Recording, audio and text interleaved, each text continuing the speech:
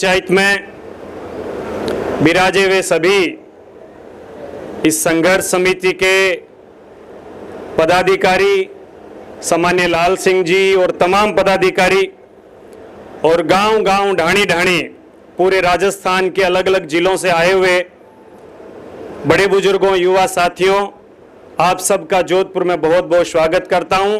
और आप इस बारिश के मौसम में अपना कीमती समय निकाल करके आए हैं, इसलिए मैं आप सबका हृदय से आभार प्रकट करता हूं।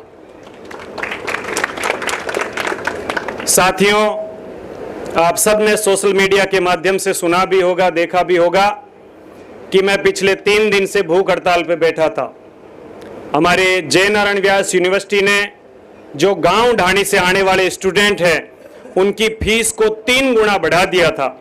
उस फीस को कम करवाने के लिए और पिछले 3 साल जो छात्र संघ चुनाव नहीं हुए उसके करोड़ों रुपए यूनिवर्सिटी लेकर के बैठी थी, उस पैसे को वापस स्टूडेंट के हित में काम लेने के लिए हमने भूख हड़ताल शुरू करी थी जेएनयू के केंद्रीय कार्यालय के बाहर। और आपको बताते हुए खुशी हो रही है कि हमारे उस आंदोलन का, भूख हड़ताल का कल शाम को समापन हुआ और उसमें करीब 2.5 से 3 करोड़ रुपए का फायदा हमने स्टूडेंट के करवाया है।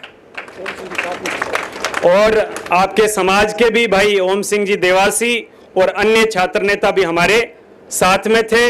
भाई दीपक जाखड़, अलग अलग समाज के भाई ऋषि कछावा और एमएल चौधरी, भाई अक्षय मेघवाल, 36 कौम के लोग हम वहां भूख हड़ताल पे बैठे थे।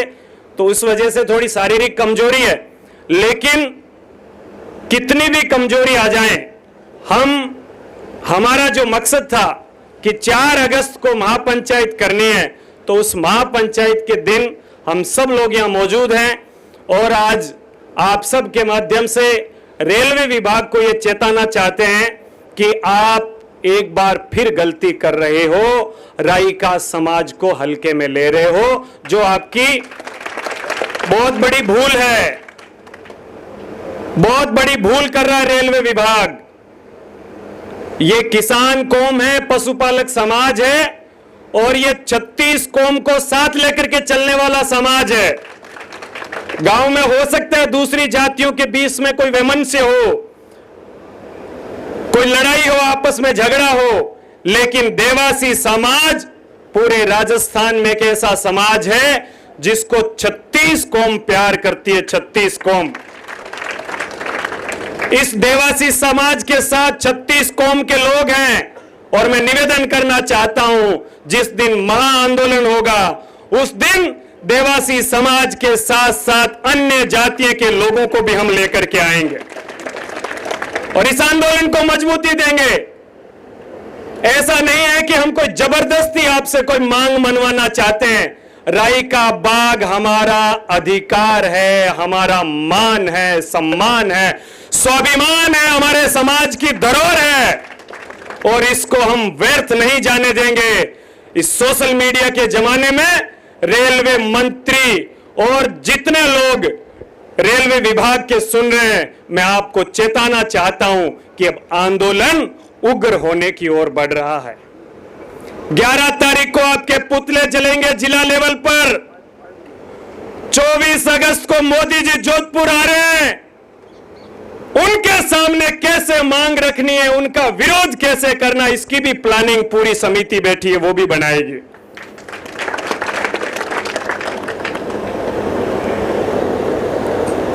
फिर यहां जोधपुर में महाआंदोलन होगा। महाआंदोलन के बाद भी अगर कोई हल नहीं निकला तो रेल रोको आंदोलन उसी तर्ज पे होगा जैसा गुर्जर आरक्षण आंदोलन के समय हुआ था। उस वक्त 72 हमारे भाइयों की लाशों को लेकर के हम लोग 27 दिन तक रोल रोक करके बैठे थे। आप कल्पना कीजिए कि वो मंजर कैसा था।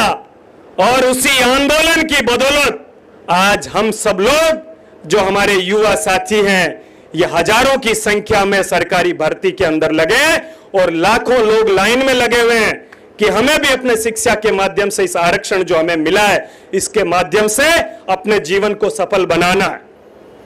अब जब राड़ छिड़ गई है, जब तक लड़ाई जाजम के नीचे थी तब तक कोई दिक्कत नहीं, लेकिन जब अब आर पार की लड़ाई का ऐलान हो चुका है तो हम कदम अपने पीछे नहीं हटाएंगे। ये रेलवे विभाग को, केंद्र सरकार को समझ लेना चाहिए। और सही कह रहे थे अभी हमारे एक भाई कि एक छोटा सा ट्वीट होता है रेलवे के किसी यात्री का, तो उस ट्वीट के आधार पर रेल मंत्री एक्शन लेते हैं और हाथों हाथ ट्रेन के अंदर कोई भी चीज की कमी होती है उसकी व्यवस्था हो जाती है। हजारों की संख्या में ट्वीट किए गए कि राय का बाग हमारा है। पिछले 1-1.25 महीने से हम आंदोलन की राह पर हैं। सारी जानकारी होने के बावजूद राजस्थान सरकार के कान पर भी जूं क्यों नहीं रेंग रही। और सही कह रहे थे अभी सतपाल भाई कि जो भी लोग जिस पार्टी से जुड़े हुए हैं, चाहे मैं किसी पार्टी से जुड़े हुए, कोई दूसरा किसी पार्टी से जुड़ा हुआ हो, लेकिन जब बात समाज की आए, जब बात हमारे बुजुर्गों के पगड़ी के मान सम्मान की आए, तो उस वक्त उस पार्टी को ठोकर मार करके समाज के साथ खड़ा होना चाहिए। अब हम ये नहीं कहते कि आप पार्टी छोड़ के आइए, लेकिन कम से कम आप अपनी पार्टी के नेताओं से, मंत्री, मुख्यमंत्री, सांसद से बात तो करिए कि हमारा समाज उग्र है, हमारा समाज आंदोलन की राह पर चल पड़ा है। और हमारा समाज, जब आप वोट मांगने आओगे पंचायती राज में आने वाले समय में, नगर पालिकाओं के भी चुनाव होने वाले हैं, पंचायती राज के भी चुनाव बहुत नजदीक हैं, उस वक्त गांव गांव, ढाणी ढाणी आपका विरोध होगा। हम लोग कैसे धोड़ा चौड़ा पैर करके लोगों से वोट मांगेंगे, ये पार्टी के नेताओं को बात करनी चाहिए, जयपुर में भी और दिल्ली में भी। क्या मैं गलत कह रहा हूं? सही कह रहा हूं? तो आप आज शाम को सभी नेताओं को फोन घुमाओ और उनको कहो कि आप चुप क्यों बैठे हो। आप हमारी वोट की ताकत से उस पद पे बैठे हो, चाहे आप निर्वाचित पद पे हो, चाहे पार्टी के मनोनीत पद पे हो। समाज की ताकत है, तब आपको बनाया है। हो सकता है मेरी बात उन नेताओं को कड़वी लगे, लेकिन हमारी नेतागिरी किस काम की, जब हम समाज के लिए, अपने इन युवा भाइयों के लिए कुछ कर नहीं सके, तो मतलब क्या नेतागिरी करने का? इससे अच्छा घर का काम काज करें अपना। इसलिए एकजुट रहे, मजबूती से रहे और संघर्ष समिति जो भी ऐलान करें उस तरह से उस आंदोलन में भाग लेकर के हमने जो राड़ छेड़ दी है इसको मंजिल तक पहुंचाने का काम हम सबको करना है।